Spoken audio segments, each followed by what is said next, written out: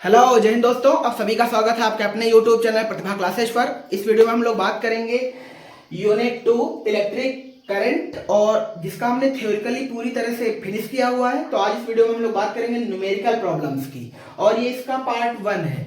तो हर क्लास में जिसमें ज़्यादा न्यूमेरिकल है 50 प्लस हैं, तो उसमें कम से कम आपको पार्ट 2 तक न्यूमेरिकल करवाएंगे, और जिसमें 20 अबव के न्यूमेरिकल है, 20 के बिलो न्यूमेरिकल है, उसमें हम आपको एक क्लास करवाएंगे, ठीक है, ताकि ज़्यादा टाइम वेस्ट ना हो अपना, और हम हर प्रोसेस को समझ सकें और आप उसे ईजिली सॉल्व कर सकें अपने जो भी आपके पास बुक्स वगैरह हैं। कोई दिक्कत तो नहीं? ठीक। तो अपने पास जो बुक है वो है कुमार मित्तल, और हम कई सारे सवाल डीके त्यागी की एक बुक है उससे करा देंगे, और कई सारे सवाल एक बालाजी की बुक है वही अरिहंत वाली। कोई दिक्कत तो नहीं? ठीक। तो चलिए शुरू करते हैं बिना किसी देरी के। तो सबसे पहले नोट कर लेते हैं इस चैप्टर के फार्मूले, और ये चैप्टर इलेक्ट्रिक करंट का पहला वाला है ना। चैप्टर का नाम है वैद्योच्चालन तथा ओम का नियम। सेकंड चैप्टर है किरचॉफ का नियम, जो कि अभी हमने पढ़ाया नहीं है ना। तो पहले चैप्टर के न्यूमेरिकल पे बात करेंगे कि वैद्योच्चालन तथा ओम का नियम। तो सबसे पहले उसके सूत्र लिख लेते हैं ताकि कोई गड़बड़ ना हो, है ना। तो फार्मूले यहाँ चलो ऐसे लिख देते हैं, सूत्र, ठीक। तो जितने पॉसिबल सूत्र हो सकते हैं वो यहाँ लिखते हैं, बाकी जितने बचेंगे वो नेक्स्ट वीडियो में या जहां पर जो आते रहेंगे उनको लिखते रहेंगे, है ना। करंट का हमने सभी ने बेसिक फार्मूला पढ़ रखा होगा, Q अपान टी, और अगर हम Q बराबर NE जानते हैं तो फिर NE अपान टी। और याद करो तो करंट का एक फार्मूला और होता है NEAVD फॉर मेटेलिक कंडक्टर। किस कंडक्टर के लिए? मेटेलिक कंडक्टर के लिए। कोई बुराई नहीं है, ठीक, बहुत बढ़िया। इसके बाद हम लोगों ने पढ़ा था धारा घनत्व J बराबर I अपान ए। अगर हम I की वैल्यू NEAVD रख दे तो A से A मर जाएगा, आंसर आ जाएगा बाबू NEVD। क्या आ जाएगा? NEVD। बहुत बढ़िया है। आगे तुमने पढ़ा था ओम का नियम R बराबर V अपान I। आपको याद होगा अगर अनुगमन वेग के आधार पर जब तुमने ओम के नियम का सत्यापन पढ़ा था तो आंसर आया था ML upon NE square A tau. कोई बुराई नहीं है, ठीक, बहुत बढ़िया है। फिर आगे तुमने पढ़ा था रो बराबर आप सभी ने पढ़ रखा था RA अपान L। अगर हम R की वैल्यू ये वाली टर्म रख देते हैं तो A और L मर जाता है, इसका मतलब आंसर ये आ जाता है NE स्क्वायर टाउ। कोई आफत नहीं है, बहुत बढ़िया यार।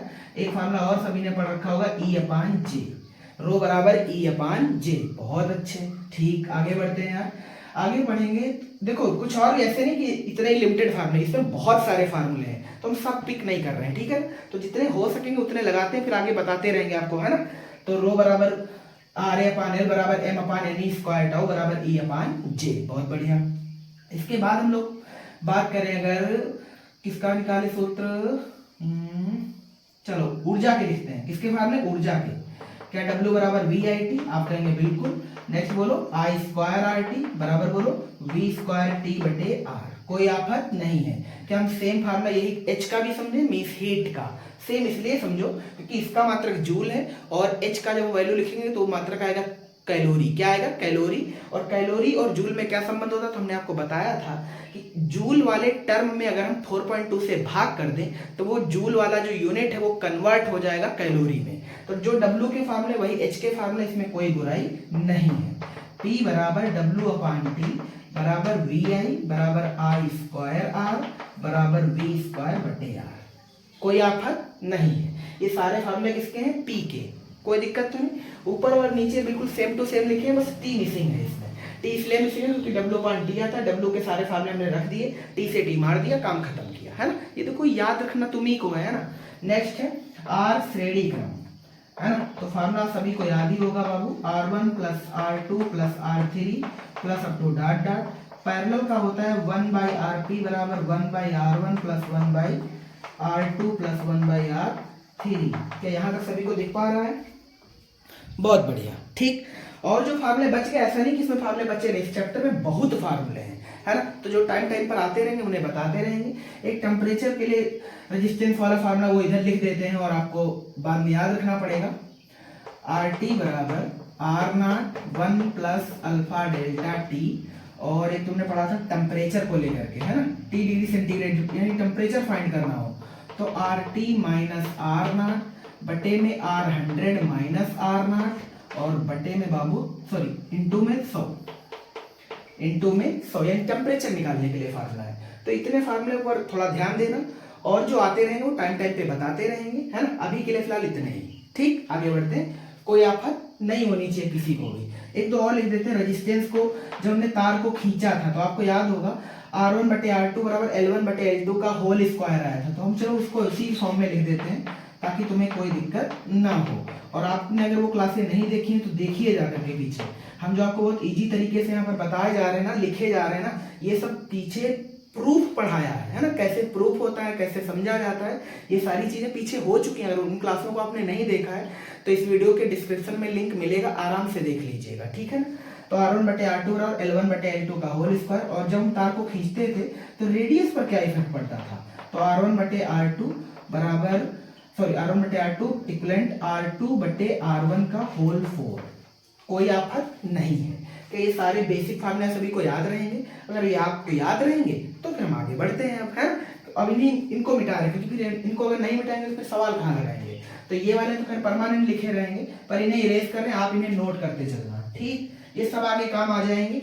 और आपने तो इन्हें अगर चैप्टर को पढ़ा होगा तो आपको ये सारे याद भी होंगे।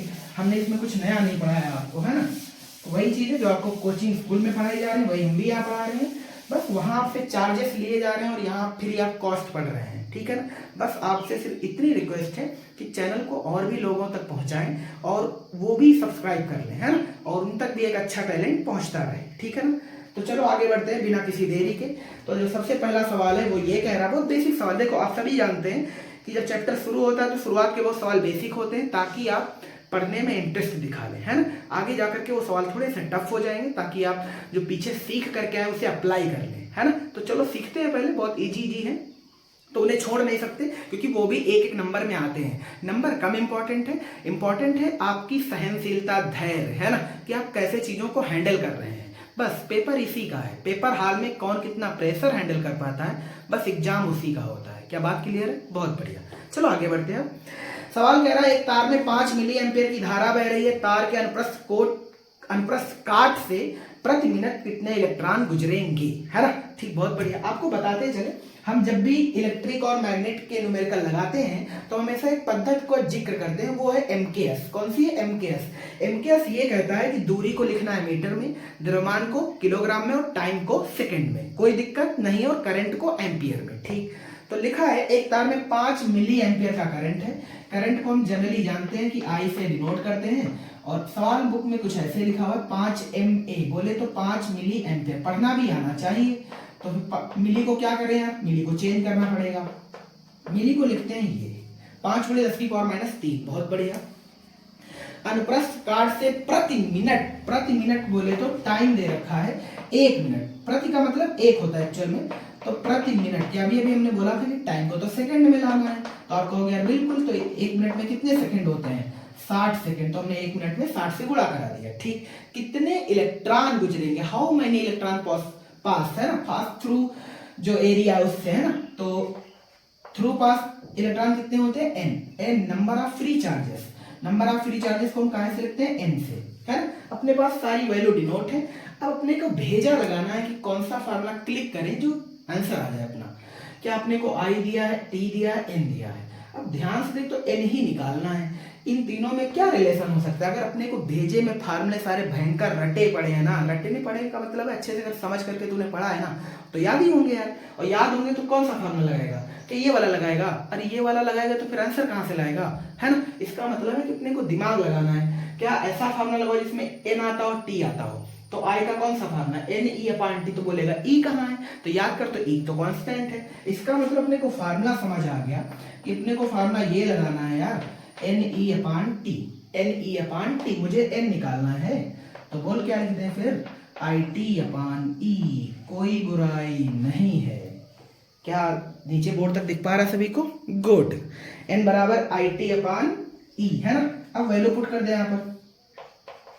I की वैल्यू बोल 5 × 10⁻³ T की वैल्यू 60 और E की वैल्यू हम सभी जानते हैं। नहीं जानते तो याद कर लो, बच्चे को याद होना चाहिए। 1.6 × 10⁻19 कूलम, है ना। ठीक, बहुत बढ़िया यार। दशमलव से हमने इधर बाबू क्या कर दिया, 1 0 बढ़ा दिया। कुछ कट रहा है, काट दो यार।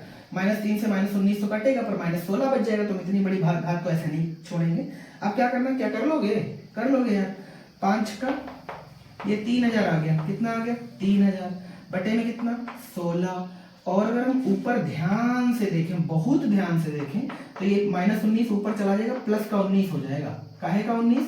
प्लस का 19। और -3 इसमें पहले से लिखा है, तो -3 लिख लो। उसमें को देखो, जब हम लगाते हैं तो हम कोशिश करते हैं कि आपको समझा भी दें। अगर मुझे ही लगाना हो तो बहुत इजी अपना काट पीट सकते हैं। यहाँ पर हम 10 की पावर -3 से वाले 3 जीरो काट सकते थे, ऑफकोर्स काट सकते थे, पर वो तुम करना सीखो, है ना। तो ये 3 जीरो इस वाले घात से काट देना। अब 16 का पहाड़ा 3 पे लगा देना, दशमलव वर्ग करके आंसर आ जाएगा। चलो देख ध्यान से, 16 का पहाड़ा 3 पे लगा ले, कितना आ जाएगा 0.30 हो गया। कितना हो गया 30, 16 एक 16, 14 हो गया, 140 हो गया, 16 8 128, 12 हो गया, 16 7 112। बस इतना ही रख, है ना। इंटू में 10 की पावर 19, बस खत्म। आप चाहो तो इसे 187 गुणे 10 की पावर 16 बोलो, इसमें कोई बुराई नहीं है। क्योंकि इलेक्ट्रॉनों की संख्या है तो इलेक्ट्रॉन का इसका जो मात्रक होगा वो इलेक्ट्रॉन ही होगा, मीन्स इसका कोई मात्रक नहीं होगा। कोई दिक्कत तो नहीं, ठीक। ये आपका आंसर हो गया। हमने यहाँ पर किया क्या, 10 की पावर 3 से -3 काट दिया है, ठीक। देखो जितना हो सके काटने पीटने का काम आप करें, हमारा काम है आपको अच्छे से समझा देना, और ये कैलकुलेशन करने का काम खुद करें और हाथ से करें, ठीक है ना। ऐसा नहीं कि कैलकुलेटर लेकर के मार धड़ाम धड़ाम उड़ा दिया, है ना। क्योंकि अगर आप ऐसा करेंगे तो पेपर में आप छोटे मोटे गुणा भाग करने के लिए भी आपको कैलकुलेटर चाहिए होता है, क्योंकि ब्रेन काम नहीं करेगा ना। 10 में 10 जोड़ना पड़ेगा, कहेगा यार कैलकुलेटर होता तो कितना इजी होता, है ना। क्योंकि कैलकुलेटर पे आप ज्यादा काम कर रहे हैं ना, इसलिए तो ब्रेन को थोड़ा ब्रेन वॉश ना होने दे कि कोई भी चूतिया काट के चला जाए, ठीक है ना। चलो आगे बढ़ते हैं। और अगला सवाल है, बढ़िया सवाल है, कह रहा है हाइड्रोजन की विसर्जन नलिका है, तो ऐसा करो एक पाइप जैसा बना लो, ठीक। और हमने सपोज करा हाइड्रोजन की बनी हुई है, मीन्स हाइड्रोजन की विसर्जन नलिका है, ठीक। इसकी काट से प्रति सेकेंड 1 × 10⁻18 प्रोटॉन एवं इसकी विपरीत दिशा में प्रति सेकेंड 2.7 × 10⁻18 इलेक्ट्रॉन, है। तो हम सपोज करते हैं इधर भाई साहब प्रोटॉन दौड़ रहा है। कौन दौड़ रहा है? प्रोटॉन। और कितने प्रोटॉन दौड़ रहे हैं? 1 × 10⁻18 प्रोटॉन,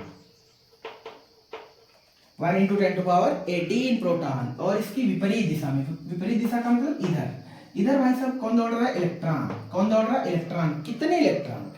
2.7 गुणे 10 की पावर 18, 2.7 गुणे 10 की पावर 18 इलेक्ट्रॉन। और भाई साहब ये प्रति सेकेंड है, यानी टी की वैल्यू जो है टाइम फिक्स है दोनों का, यानी इसी 1 सेकंड में इतने प्रोटॉन इधर दौड़ रहे हैं और इतने इलेक्ट्रॉन इधर दौड़ रहे हैं। इसका मतलब ये हुआ कि करंट किधर है ना। तो अपने को याद करो तो थ्योरी में क्या पढ़ाया गया था, क्या करंट इलेक्ट्रॉनों के प्रवाह की उल्टी दिशा में होती है, तो इलेक्ट्रॉनों की वजह से इसमें जो करंट है कुछ ऐसे होगी।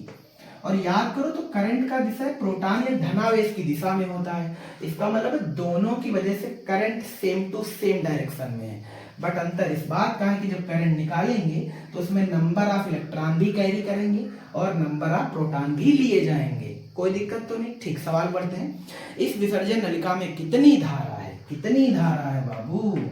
I बराबर Q/T। पर Q कितना है इसमें? तो क्या हम फार्मूला लगा ले, Ne/T। N क्या है? Number of electron. तो क्या नंबर ऑफ प्रोटॉन भी इसमें जुड़ेंगे? ऑफ कोर्स जुड़ेंगे। इसका मतलब ये है कि दोनों नंबर ऑफ इलेक्ट्रॉन और प्रोटॉन जुड़ेंगे। क्यों जुड़ेंगे? क्योंकि दोनों की वजह से करंट एक ही दिशा में है। अगर दोनों की वजह से करंट अलग अलग दिशा में होती तब ये घट जाता, है ना, अंतर आता। तो इनकी वैल्यू बोलो कितनी रखेंगे? ये वाला ये नंबर जोड़ दें तो number of proton plus number of electron. याद करो तो प्रोटॉन इलेक्ट्रॉन पे चार्जेस सेम रहते हैं। इसका मतलब भाई साहब जो गुणा करेगा वो यही संख्या होगी। बटे में टाइम बोलो कितना है? टाइम 1 सेकेंड है। क्या हम number of proton plus number of electron को इलेक्ट्रॉन के चार्ज से गुणा कर दे तो जो आएगा वो करंट आएगा। क्या आएगा? करंट आएगा। चाहो तो करके दिखा देते हैं यार जल्दी से। 1 में 2.7 जोड़ो भाई साहब, कितना हो गया? 3.7। दोनों की घातें कॉमन है, घातें कॉमन हो जाएंगी। 10 की पावर 18। तो इस चीज का आंसर ये आ गया। इनटू में 1.6 × 10⁻⁻19। क्या -19 से +18 कट गया बाबू? यहाँ -1 बच गया। कितना बच गया? -1 बच गया। क्या इस नंबर की इस नंबर से गुणा मार दे? बिल्कुल मार दे। 16 × 7 = 112 के 2 होते हैं, यहाँ से 11 आ जाएगा। 16 × 48, 48 से 49, 49 10 59। कितने अंक के बाद? 1 अंक 2 अंक, तो ये आ गया। पर याद करो -1 और भी तो बचा पड़ा है, तो इसका मतलब ये आ गया 0.592 एम्पियर। यानी इस विसर्जन नलिका में कितनी करंट है? 0.592, कोई बुराई नहीं है। दिशा पूछता तो हम इजी बता पाते कि करंट के इलेक्ट्रॉनों के विपरीत है, करंट इलेक्ट्रॉनों के विपरीत है, कोई समस्या नहीं। आगे सवाल थोड़ा सा और है, कह रहा है यदि नलिका के सिरों पर लगाया गया विभवांतर बाबू 220 वोल्ट है, कितना वोल्ट है, यानी यहाँ पर अगर हम सप्लाई लगा दें 220 वोल्ट, कितने वोल्ट, 220 वोल्ट, तो नलिका का प्रभावी रेजिस्टेंस बता दो, मींस आर बता दो। क्या वी आर, दो चीजें ये दी हैं, अगली चीज ये वाली दी है, क्या इन तीनों में कोई रिलेशन, तो ओम्स लॉ, कौन सा लॉ, ओम्स लॉ, वो हमारा ये लिखा है, आर बराबर वी अपान आई, मुझे निकालना है आर, क्या आर बराबर वी अपान आई, वी की वैल्यू बोल 220, आई की वैल्यू 0.592, क्या कैलकुलेशन आती है, ऑफ कोर्स आती है, दशमलव से हटाएंगे ऊपर कितने जीरो, 3 जीरो, 592 का पहाड़ा 22,000 पे पड़ दे, सॉरी 2,20,000 पे पड़ दे, क्या आ जाएगा, कहेगा 592 का तो पहाड़ा ही नहीं आता है। अरे महाराज 2 से 3 से 4 से काटना तो आता है ना, काट लेना जा करके, जो भी आएगा बोल कौन सा यूनिट आएगा, ओम आएगा, ओम का सिंबल कुछ ऐसे, कोई दिक्कत नहीं है, ठीक, बहुत बढ़िया। अब तक कहानी सब कुछ अच्छी चल रही है ना, मजा आ रहा है एकदम, कोई दिक्कत नहीं है, गुड, ठीक। अभी मजा सजा में बदलते हैं। नेक्स्ट सवाल है, हाइड्रोजन परमाणु में इलेक्ट्रॉन नाभिक के चारों ओर प्रति सेकंड 6 × 10⁻15 चक्कर लगाता है। इस बार आवृत्ति दे रखी है, फ्रीक्वेंसी दे रखी है, प्रति सेकेंड 6 × 10⁻15। अब फ्रीक्वेंसी एक्चुअल में हम ऐसे समझ लें, इसको हम इक्विवेलेंट मान सकते हैं नंबर ऑफ फ्री इलेक्ट्रॉन के, है ना, तो 6 × 10⁻15 ये राउंड है और प्रति सेकेंड है, तो टी की वैल्यू कितनी है, 1 सेकेंड है, ठीक। अब क्या कह रहा है, वृत्ति पथ में करंट बता दो यार, ठीक, हमसे अच्छे से कौन जानता है यार, Ne/T, T की वैल्यू 1 है, N की वैल्यू 6 × 10⁻15 V की वैल्यू 1.6 × 10⁻19/1 से कोई लेना देना नहीं है। इसकी गुणा इससे कर दिया हमने, 9.6 आ गया, ये काट दिया, -4 आ गया, 6 × 10⁻4 एम्पियर है, कोई दिक्कत नहीं है, सीधा सीधा बोल तो भाई साहब ये लिख सकता है 0.96 मिली एम्पियर।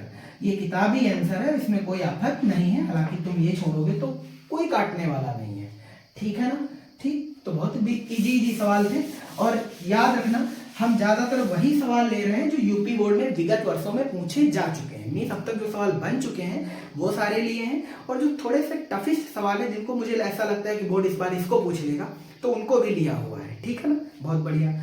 अब आगे सवाल है, कह रहा है तांबे के एक तार में जिसका परिच्छेद क्षेत्रफल 1 mm² है, तो सबसे पहले एरिया डिनोट करते हैं यार, एरिया कह रहा है 1 mm² है, बोले तो ऐसे लिखा है 1 मिमी², और हम सभी समझते हैं एरिया को तो मुझे मीटर स्क्वायर में लिखना है क्योंकि डिस्टेंस है यार, तो 1 × मिली को हम सभी जानते हैं 10⁻³ लिखते हैं, चूंकि मिमी का स्क्वायर है तो मीटर का भी स्क्वायर ही हो जाएगा, मतलब इस वैल्यू का स्क्वायर है तो मीटर स्क्वायर आ जाएगा, और मीटर और स्क्वायर में हमेशा गुणा होती है, ये मत सोचना 3 का स्क्वायर 9 हो जाएगा ना, स्क्वायर वाली वैल्यू में घात का हमेशा गुणा होता है, तो 10⁻6 1 लिख चाहे ना लिख, तो बोलिए यूनिट क्या आ गया, मीटर स्क्वायर, क्या आ गया, तो एरिया अपने को समझ आ गया, ये दे रखा है, बहुत बढ़िया।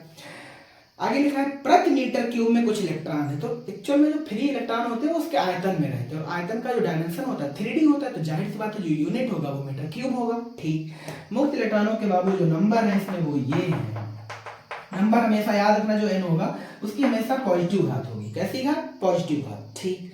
इसमें 2 एम्पियर का करंट है, I की वैल्यू 2 एम्पियर, मुक्त इलेक्ट्रॉनों के औसत अनुगमन वेग क्या निकालना है, अनुगमन वेग को लिखते हैं Vd से, काहे से, Vd से, तो Vd फाइंड करना है इसका, तो इन चारों अक्षरों में Vd का क्या रिलेशन है, तो बोल आंसर, चूंकि ये बात इलेक्ट्रॉन के लिए हो रही है, किसके लिए, इलेक्ट्रॉन के लिए, तो I का मुझे फार्मूला आता है NeAVd, जो कि फार्मूला नंबर 1 में सभी को दिखना चाहिए, मुझे निकालना है वहां से Vd, तो Vd बराबर बोल क्या लिखें, क्या अपने को फार्मूला दिख गया यार, ये लिखा है, तो फिर बोल Vd क्या लिखें, Vd लिखेगा I/NeA, I की वैल्यू 2/1.6 × 10⁻⁻19, सॉरी चलो ये E की वैल्यू है, N की वैल्यू और लिखे दे रहे हैं 2.5 ×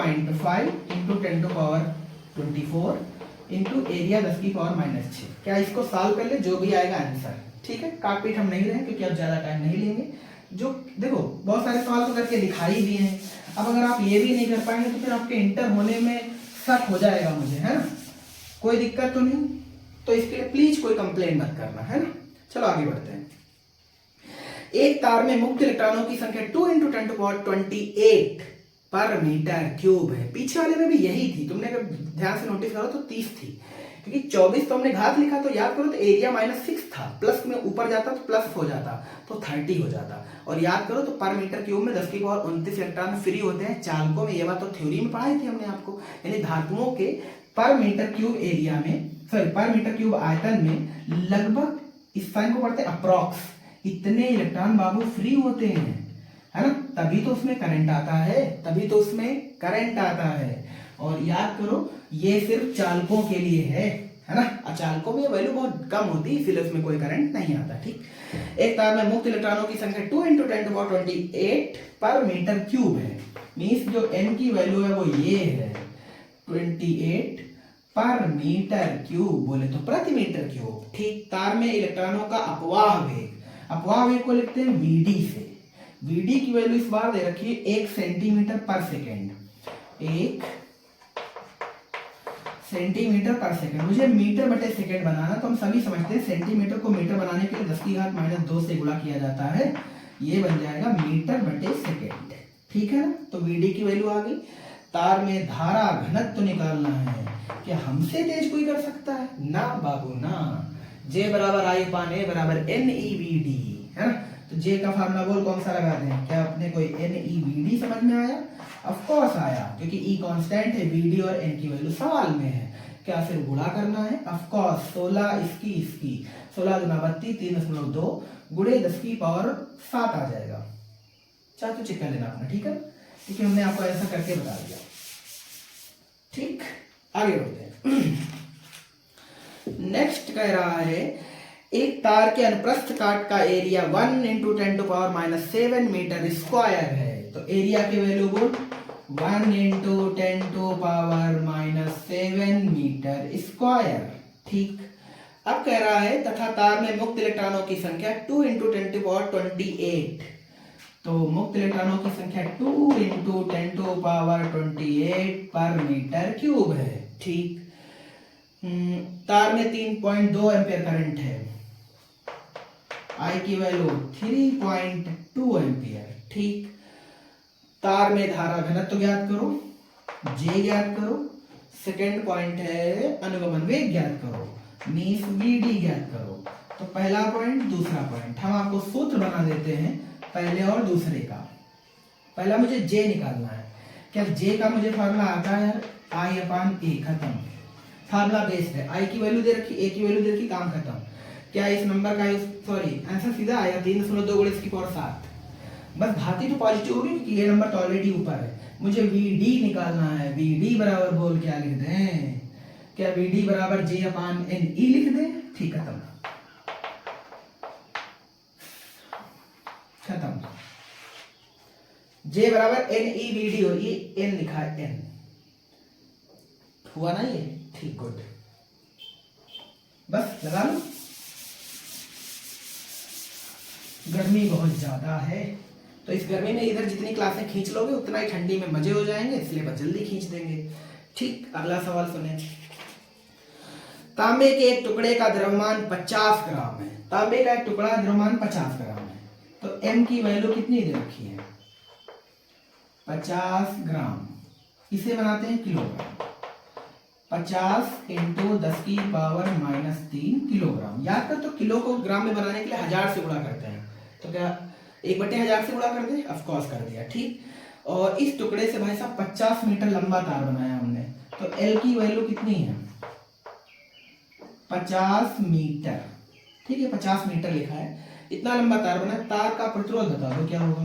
मींस R फाइंड करो। तांबे का विशिष्ट प्रतिरोध दे रखा है, विशिष्ट प्रतिरोध को भाई साहब रो से लिखते हैं, और रो की बाबू वैल्यू है 1.8 × 10⁻⁸ मात्रक याद कर तो ओम इंटू मीटर। और एक चीज और दे रखी है, घनत्व दे रखा है। घनत्व को हमने याद कर तो पीछे डेरिवेशन कराते हुए डी से लिखा था। कैसे लिखा था? डी से। डी की वैल्यू दे रखी है 9 × 10⁻³ केजी पर मीटर क्यूब। ठीक, ये सवाल है, जबरदस्त है। ठीक, तो सबसे पहला काम अपना सूत्र लिखना। आर का फार्मूला रो के रिस्पेक्ट में, आर का फार्मूला रो के रिस्पेक्ट में हमने लिखा नहीं है, पर याद कर तुम ये लिख सकते हैं row L by A, row L by A. ठीक, बहुत बढ़िया। तो हम आर बराबर लिख सकते हैं रो एल बाई ए। अब मिसिंग कौन है? रो की वैल्यू सवाल में है, एल की वैल्यू सवाल में है, दिक्कत कौन कर रहा है? ए। तो एरिया कहीं से ढूंढ के लाओ। तो एरिया कैसे ढूंढोगे? एरिया ना दे करके दो चीजें एक्स्ट्रा दे रखी हैं, एक तो बाबू द्रव्यमान दे रखा है, अगला कौन? घनत्व। अब एरिया को कुछ ऐसे डिनोट करो कि उसमें द्रव्यमान और घनत्व का कोई फार्मूला कैरी हो जाए। तो बस थोड़ा भेजा लगाओ अच्छे से। क्या हम लिख सकते हैं? द्रव्यमान बराबर आयतन गुणे घनत्व, आयतन गुणे में क्या? घनत्व, है ना। अब कहोगे घनत्व और द्रव्यमान तो समझ आया, प्रॉब्लम कौन? आयतन। तो आयतन हमें पता है कि तुम नहीं लिख पा रहे हो, पर ध्यान से देखो तो आयतन 3D है और इसमें हमें 2 डायमेंशन दे रखी हैं। कौन कौन सी? एल की दे रखी है और एरिया मिसिंग है। तो एल और ए ही तो आयतन है, इसका मतलब द्रव्यमान एम है, ये लिखा है ए इंटू एल, और ये एक्चुअल में आयतन है जिसमें हमने लाइन खींचा है, इंटू में डी घनत्व है ना। अब बोल ए निकालना है, ए की वैल्यू बोल क्या आ जाएगी? एम अपान एल डी, एम अपान एल डी। कोई दिक्कत तो नहीं? ठीक, एरिया की जगह एल डी ये वैल्यू उठा के पुट कर देते हैं चल करके। आर बराबर क्या लिखें? रो एल अपान एम अपान में एल डी। अपान वाली जो एल डी वैल्यू दे रखी हैं, या डी एल लिख दे या एल डी लिख दे, कोई दिक्कत नहीं है। ये कहाँ सब चली जाएंगी? ऊपर, तो ऊपर ही लिख देते हैं ना, इनटू में एल डी। बस ये खत्म, ये सवाल हो गया। तो इसका वाला जो फार्मूला कैरी आया अपना वो ये आ गया, रो एल स्क्वायर डी अपान में एम। क्या सारी वैल्यू पुट कर देंगे? रो की वैल्यू ये रही, एल की वैल्यू ये रही, डी की वैल्यू ये रही, एम की वैल्यू ये रही। क्या कैलकुलेशन है? थोड़ा सा है बस। अगर कॉन्फिडेंस थोड़ा सा पीक पर लेकर गए हो ना हमारे साथ, तो यकीन मानो कह दोगे खत्म, उड़ा दिया, गर्दा उड़ा दिया, है ना। ठीक, खत्म हो गया भाई साहब, एकदम जबरदस्त है, कोई दिक्कत नहीं है। पेशेंस बनाए रखो, सॉल्व करते रहो, उड़ाते रहो अच्छे से। अगला सवाल बहुत तगड़ा है, कह रहा है क्रमशः 10 सेंटीमीटर व 20 सेंटीमीटर आंतरिक व बाह्य त्रिज्या वाले 1 मीटर लंबे खोखले बेलनाकार पाइप का प्रतिरोध ज्ञात कीजिए, है ना। तो दो इसमें एक्चुअल में बेलन है, तो हम बेलन ही बना देते हैं, एक थोड़ा बड़ा बना लेते हैं,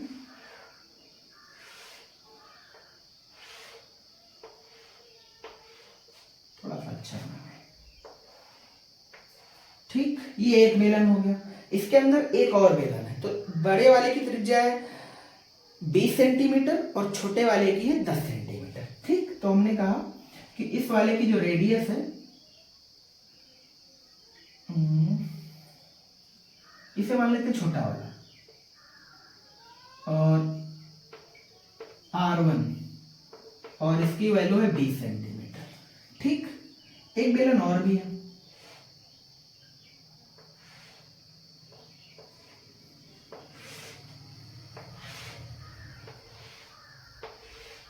ये सॉरी इसकी वैल्यू है 10 सेंटीमीटर छोटे वाले की, और ये रही बड़े वाले की, क्योंकि सेंटर दोनों का सेम है, तो इस वाले की कितनी होगी? 20 सेंटीमीटर, है ना। तो इसे मान लो R2, है ना। तो बड़ा वाला जो बेलन है उसकी रेडियस है 20 सेंटीमीटर और छोटे वाले की कितनी है? 10। इसका मुझे और इसकी लेंथ है 1 मीटर, दोनों की लेंथ समान है। पाइप का प्रतिरोध ज्ञात करो, प्रतिरोध मतलब R ज्ञात करो। पर एक चीज और दे रखी है, रो दे रखा है, रो। प्रतिरोधकता दे रखी, प्रतिरोधकता को रो से लिखते हैं, विशिष्ट प्रतिरोध बोलो चाहे प्रतिरोधकता बोलो। इसकी बाबू ये वैल्यू है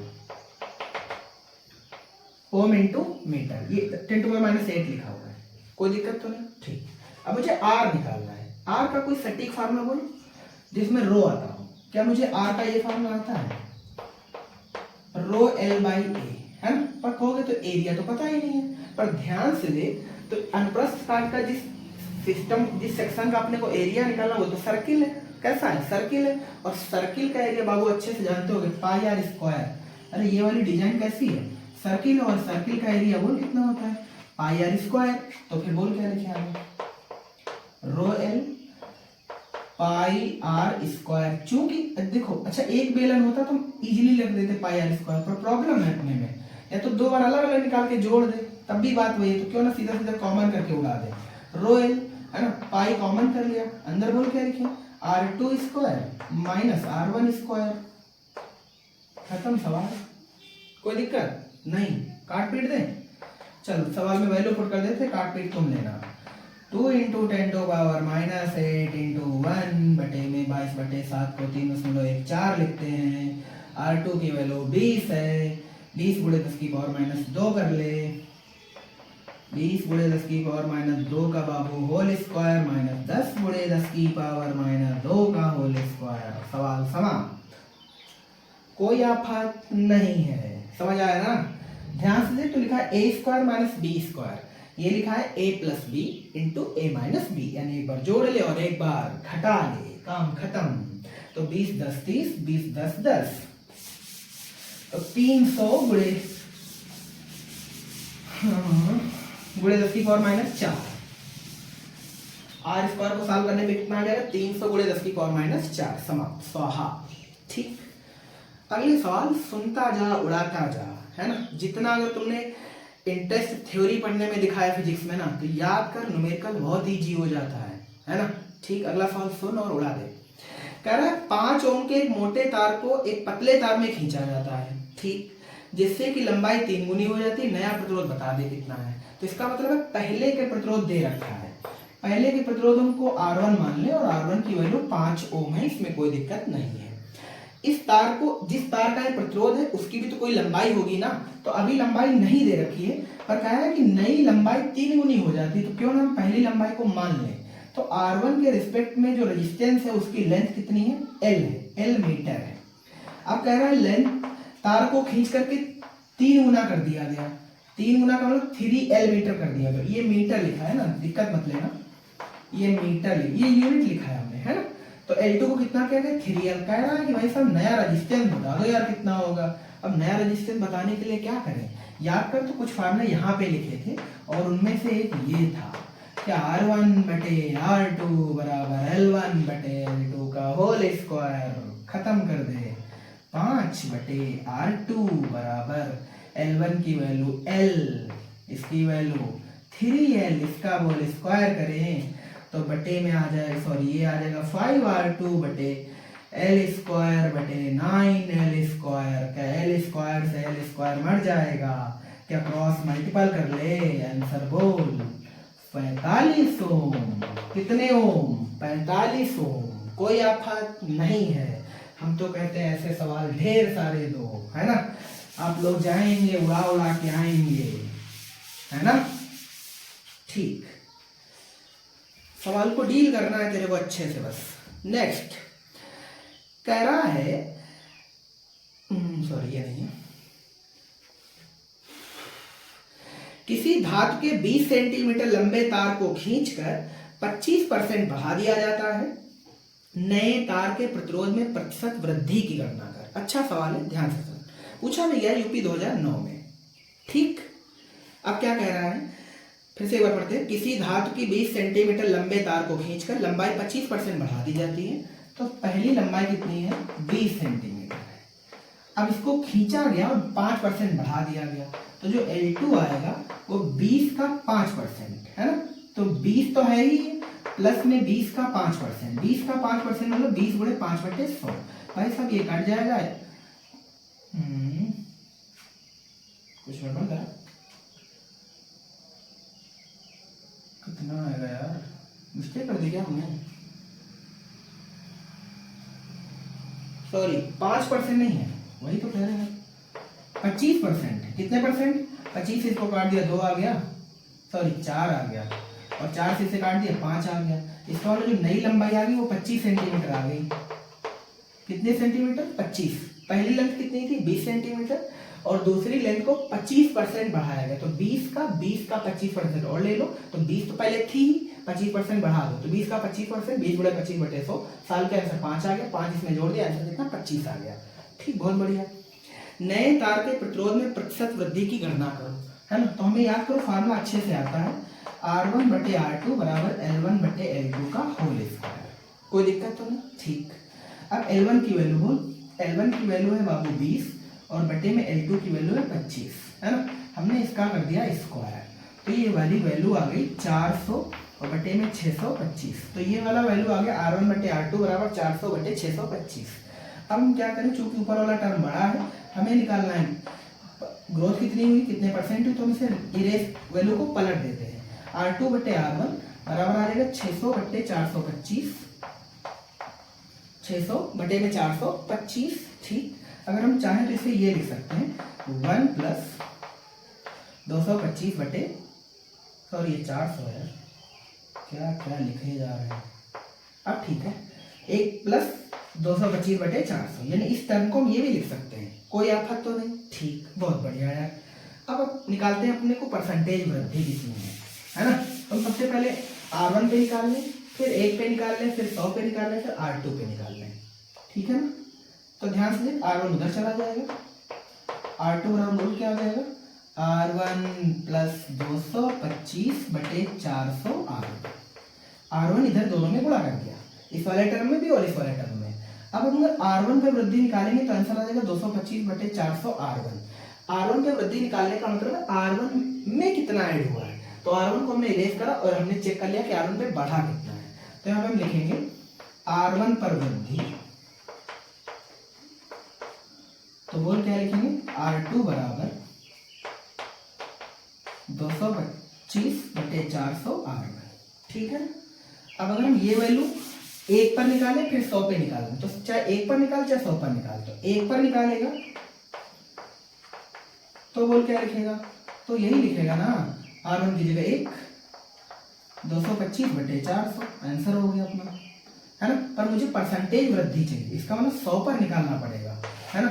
तो 100 पर वृद्धि निकाल दे, 100 पर वृद्धि, तो बोल क्या लिखें, 225 बटे 400 इंटू में 100, 100 से 400 मर जाएगा, 4 आ जाएगा, इसको काट दिया 56.25 आ जाएगा, इसमें कोई बुराई नहीं है, ठीक। तो जो R2 में रेजिस्टेंस में वृद्धि आएगी वो कितनी आ जाएगी, 56.25%, ठीक है ना।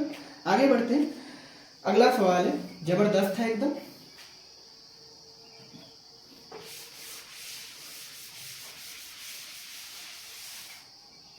नेक्स्ट कह रहा है, एक पदार्थ के 50 सेंटीमीटर लंबे तथा 0.2 mm व्यास वाले तार का प्रतिरोध 0.8 ओम है।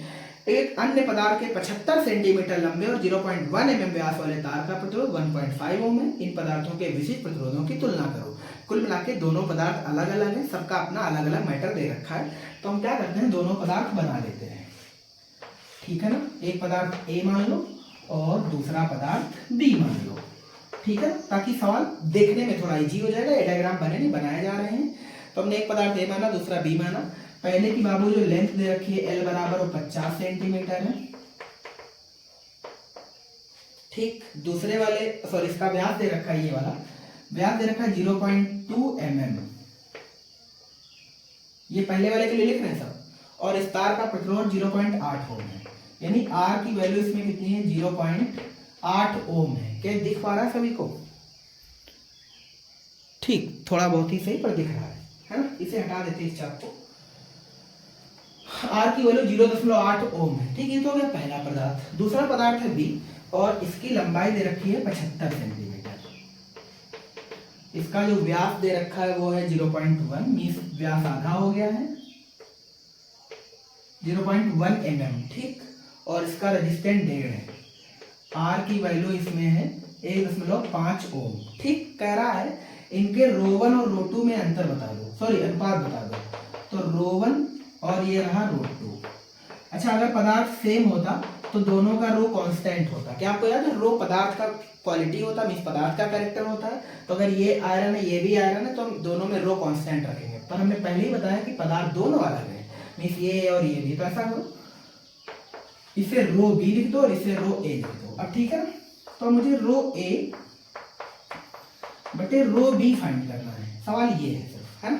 तो रो का फॉर्मूला है आर ए अपॉन एल। अब ए में ये आ जाएगा व्यास, व्यास का मतलब त्रिज्या आ जाएगी, pi are square. Pi are square मतलब अगर हम इसको R1 R2 L1 L2 A1 A2 के रूप में देखें तो A upon row A B क्या लिखेगा, बोल ध्यान से देख, सीधा सीधा हम लिख रहे हैं, इस फॉर्मूले को नजर रखना ध्यान से, क्या लिखेगा बोल, क्या R1 बटे R2 इनटू ए की जगह बोल क्या लिखेगा, पाई R1 स्क्वायर बटे में पाई R2 स्क्वायर, बटे में L है, इसका मतलब ये लिखा जाएगा L2 बटे L1।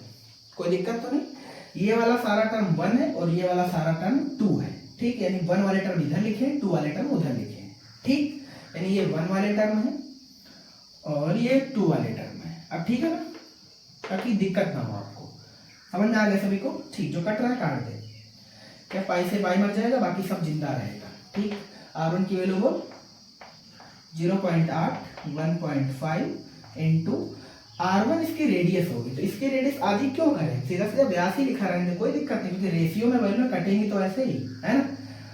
तो चाहो तो अपना सॉल्व कर लेना, हालांकि हम आपको सीधा सीधा लिख के दिखा दे रहे हैं 0.2, और यूनिट भी चेंज नहीं करना पड़ेगा क्योंकि अनुपात में वैल्यू सब कट जाएगी, ठीक है। तो 0.2 का स्क्वायर 0.1 का स्क्वायर इंटू ये आ जाएगा 75 और ये आ जाएगा 50। क्या इसी को सॉल्व कर ले, जो आएगा आंसर, ऑफ कोर्स आंसर ही आएगा, काट पीटना तुम्हारा काम है, ठीक है।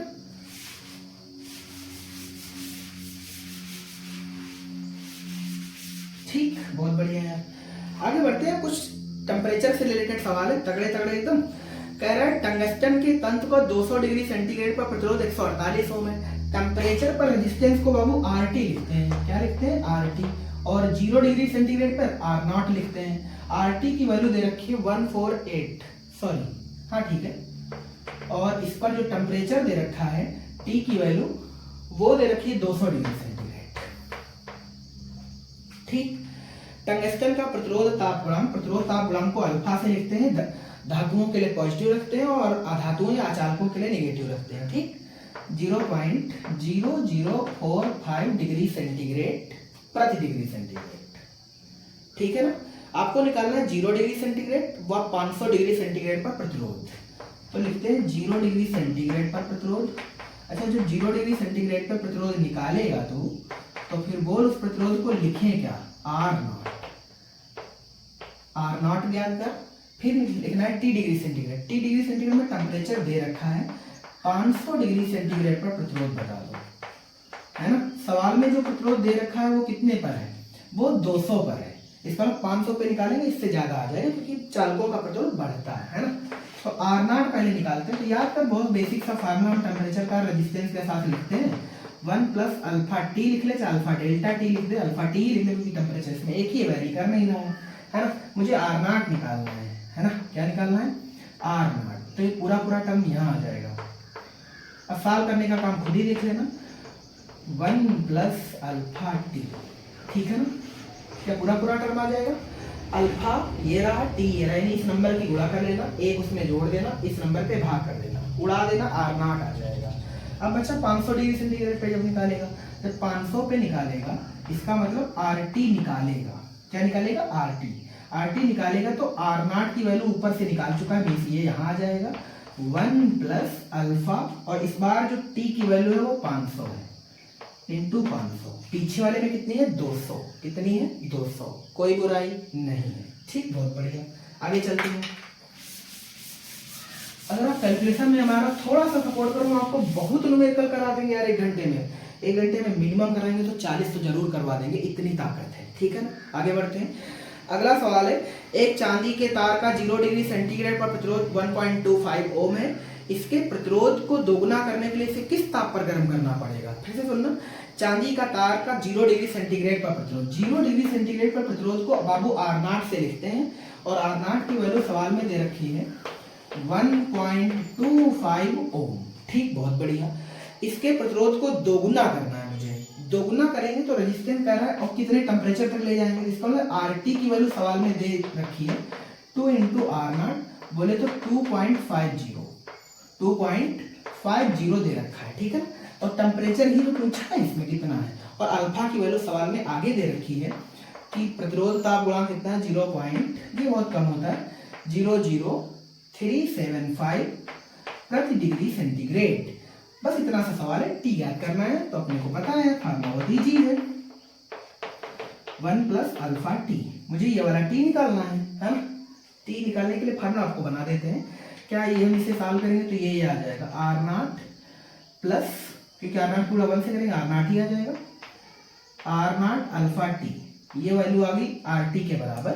मुझे ये वाला टी निकालना तो इसको यहीं पढ़ा देंगे, आर नॉट को इधर ले आओ तो आ जाएगा R T minus R not. T को उधर पढ़ाएंगे, गुणे वाली वैल्यू भाग में ले आओ बराबर टी। कोई दिक्कत नहीं है, समाप्त। क्या सारी वैल्यू क्लियर है? आर टी की वैल्यू सवाल में है, आर नॉट की वैल्यू सवाल में है, आर नॉट की वैल्यू सवाल में है और अल्फा की वैल्यू भी सवाल में है।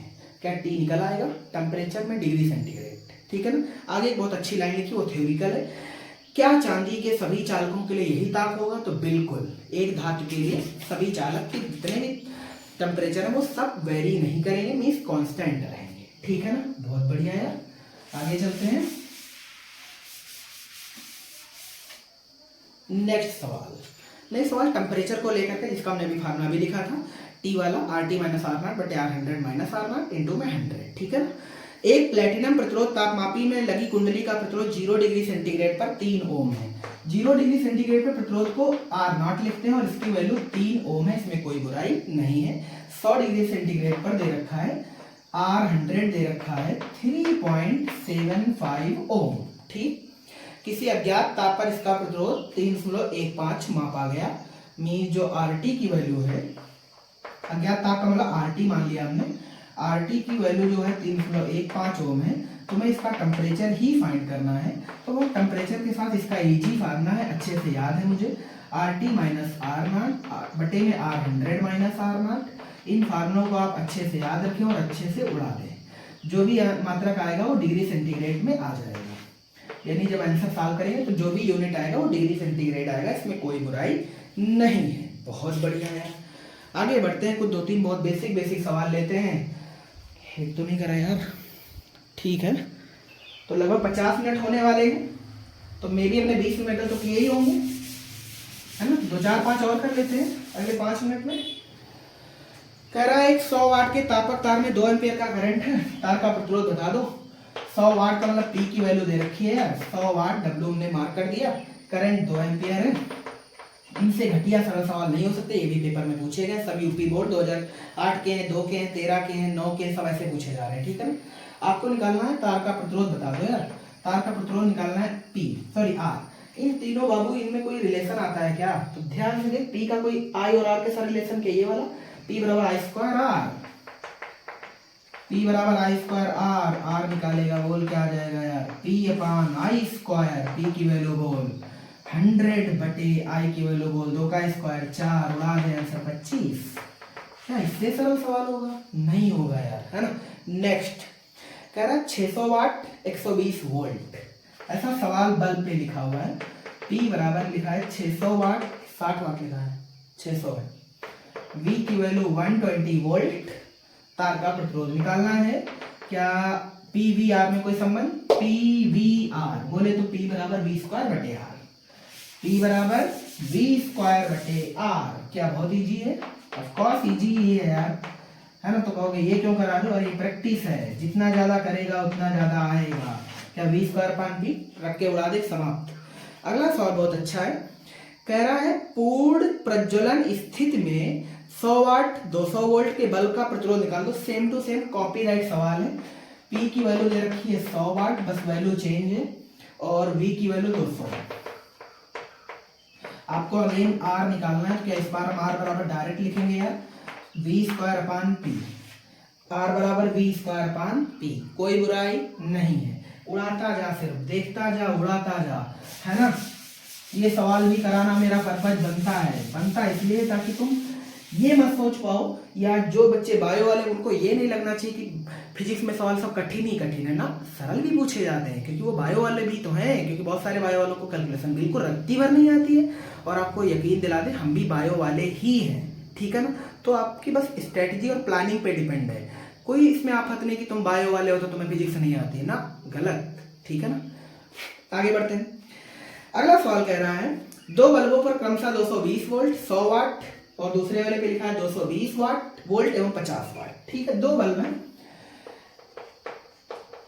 बल्ब 1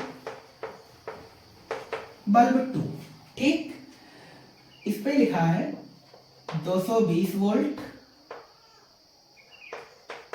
100 वाट, इस पे लिखा है 220 वोल्ट 50 वाट। इसका मतलब ये लिखा है कि P1 दे रखा है 100 वाट और V दे रखा है 220 वोल्ट। V हमने इसलिए क्योंकि V कांस्टेंट है। P2 दे रखा है 50 वाट और V कांस्टेंट है इसलिए 220। कोई दिक्कत तो नहीं? ठीक।